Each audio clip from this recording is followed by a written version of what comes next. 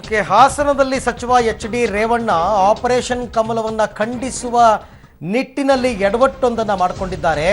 ಆದರೆ ರೇವಣ್ಣನವರು ಜವಾಬ್ದಾರಿಯುತ ಸ್ಥಾನದಲ್ಲಿ ಇರ್ತಕ್ಕಂಥವರು, ಸಚಿವರಾಗಿರ್ತಕ್ಕಂಥವರು ಈ ರೀತಿ ಮಾತನಾಡೋದು ಎಷ್ಟರ ಮಟ್ಟಿಗೆ ಸರಿ ಅಂತ.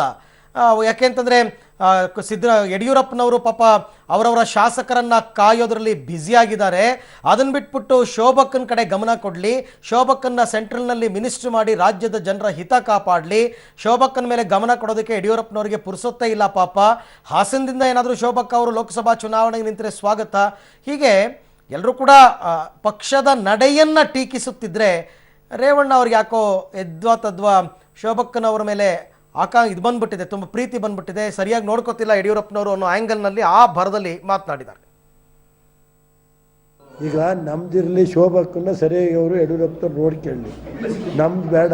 ಕುಮಾರಣ್ಣ ಹೆಂಗ ಮಾಡ್ಕೊತಾನೆ, ಅವರು ಚೆನ್ನಾಗಿ ಡೆಲ್ಲಿ ಒಳಗೆ ಶೋಭಕ್ಕನವ್ರಿಗೆ ಒಂದು ಮಂತ್ರಿ ಕೊಡಿಸಿ ಅವ್ರ ಆಸೆನಾರು ಈಡೇರಿಸ್ಕೊಳ್ಳಿ.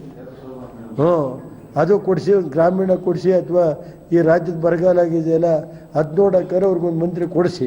ಯಾರು ಬೇಡ ಅಂದರೆ ಯಾರು? ಕೇಂದ್ರ ಮಂತ್ರಿ ಕೊಡಿಸಿ ಈ ರಾಜ್ಯದ ಹಿತವನ್ನು ಕಾಪಾಡೋದಕ್ಕೆ ಶೋಭಕ್ಕರಿಗೆ ವಹಿಸಬೇಕು ಅಂತ ಮನವಿ ಮಾಡ್ತೀನಿ. ಮೋದಿಯವ್ರಿಗೂ ಹೇಳ್ತೀನಿ, ಯಡಿಯೂರಪ್ಪನವ್ರಿಗೂ ಮನವಿ ಮಾಡ್ತೀನಿ. ಅವ್ರಿಗೆ ಕೊಟ್ಟು ಈ ಬರಗಾಲ ಇದೆಯಲ್ಲ ಅದ್ರ ಕಡೆ ನಿಗಾ ಯಡಿಯೂರಪ್ಪನವ್ರಿಗೆ ಬಿಡುವಿಲ್ಲ. ಅವರಿಗೆ MLAಗಳು ನೋಡ್ಕೊಳ್ಳೋ ಜವಾಬ್ದಾರಿ ಇದೆ, ಶೋಭಕ್ಕರಿಗೆ ಈ ಜವಾಬ್ದಾರಿನ ಕೊಡಲಿ. ನಾನು ಹೇಳೋದು ನಮ್ಮ ರಾಜ್ಯದ ಹಿತ ಕಾಪಾಡೋಕ್ಕೆ ನಮ್ಮ ಮಹಿಳೆಯರು 33% ಐತಲ್ರಿ, ಅಕ್ಕಂಗಾರು ಕೊಟ್ಟು ಅದನ್ನು ಜಾರಿ ತರಲಿ. ಈ ಬಗ್ಗೆ ಮತ್ತಷ್ಟು ಮಾಹಿತಿ ಪಡೆಯೋಣ ನನ್ನ ಕೊಲೀಗ್ ಸಮೀರ್ ಅವರಿಂದ. ಸಮೀರ್, ರೇವಣ್ಣ ಅವರು ಇದ್ದಕ್ಕಿದ್ದಂಗೆ ಯಾಕೆ ಶೋಭಾ ಅವ್ರ ಹೆಸರನ್ನ ತಗೊಂಡು ಬಂದಿದ್ದು? ಇದೇನು ಬೇಕು ಅಂತ ಕಿಚಾಯಿಸೋದಕ್ಕೆ ಮಾಡಿರುವಂಥ ವಿಚಾರನ ಹೇಗೆ? ಖಂಡಿತವಾಗ್ಲೂ ಅರವಿಂದ್, ಏನು ಆಪರೇಷನ್ ಕಮಲದ ಭರಾಟೆ ಇತ್ತು, ಅದು ಮಾರನೇ ದಿನ ಇವತ್ತು ಲೋಕೋಪಯೋಗಿ ಸಚಿವ ಎಚ್.ಡಿ. ರೇವಣ್ಣ ಅವರು ಸಾಕಷ್ಟು ಕೂಲ್ ಆಗಿದ್ದಾರೆ ಅನ್ನೋ ತರ ಮಾತನಾಡಿರುವಂತದ್ದು. ಜೊತೆಗೆ ಬಿಜೆಪಿಯ ನಾಯಕರನ್ನ ಈ ರೀತಿ ವ್ಯಂಗ್ಯ ಮತ್ತು ಟೀಕೆ ಮಾಡಿರುವಂತದ್ದು. ಏನು ಈಗ ಆಪರೇಷನ್ ಕಮಲ ವಿಫಲ ಆಗಿದೆ.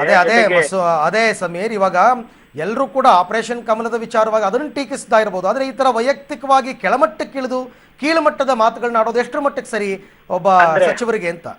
ಬಿಜೆಪಿಯ ನಾಯಕರು ಬರಗಾಲಕ್ಕೆ ಸರಿಯಾಗಿ ಸ್ಪಂದಿಸ್ತಾ ಇಲ್ಲ ಅಂತ ಹೇಳಿ ಏನು ಯಡಿಯೂರಪ್ಪನವರು ಸಹ ಆರೋಪ ಮಾಡ್ತಾ ಇದ್ದಾರೆ. ಅದ್ರ ಬಗ್ಗೆ ಗಮನ ಸೆಳೆದಾಗ ಸಚಿವ ರೇವಣ್ಣ ಅವರು ಈ ರೀತಿ ಯಡಿಯೂರಪ್ಪನವರು ಕೇಂದ್ರ ಸರ್ಕಾರದಿಂದ ಹೆಚ್ಚಾಗಿ ಅನುದಾನ ತರಲಿ, ಜೊತೆಗೆ ಮಹಿಳಾ ಮೀಸಲಾತಿಯ ಕುರಿತಂತೆ ಮಾತಾಡ್ತಾರೆ, ಶೋಭಕ್ನವರಿಗೆ ಒಂದು ಸಚಿವ ಸ್ಥಾನ ಕೊಡಿಸ್ಲಿ, ಅದ್ರ ಮುಖಾಂತರ ರಾಜ್ಯಕ್ಕೆ ಇನ್ನಷ್ಟು ಅಭಿವೃದ್ಧಿ ಆಗ್ಲಿ ಅಂತ ಹೇಳಿ ವ್ಯಂಗ್ಯಭರಿತವಾಗಿ ಟೀಕೆ ಮಾಡಿರುವಂತದ್ದು. ಅರವಿಂದ್, ದೇವೇಗೌಡರು ಆಗಾಗ್ಗೆ ರೇವಣ್ಣ ಅವ್ರ ಬಾಯಿ ಮುಚ್ಚಿಸ್ತಾನೆ ಇರ್ತಾರೆ, ಆದ್ರೂ ಇವ್ರು ಬಿಡ್ತಾ ಇಲ್ಲ ನೋಡಿ ಅವ್ರ ಮಾತಿನ ಚಾಳಿನ.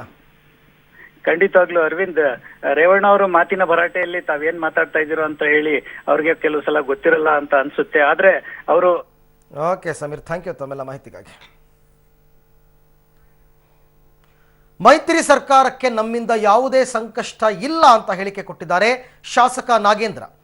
ಪಬ್ಲಿಕ್ ಟಿವಿಗೆ ಅಸಮಾಧಾನಿತ ಶಾಸಕ ನಾಗೇಂದ್ರ ಕಿರು ಸಂದರ್ಶನವೊಂದನ್ನು ಕೊಟ್ಟಿದ್ದಾರೆ. ಮುಂಬೈಗೆ ಹೋಗಿದ್ದು ಸತ್ಯ, ನಾಳೆ CLP ಸಭೆಗೂ ಹೋಗ್ತೀನಿ ಅಂತ ನಾಗೇಂದ್ರ ಹೇಳಿದ್ದಾರೆ.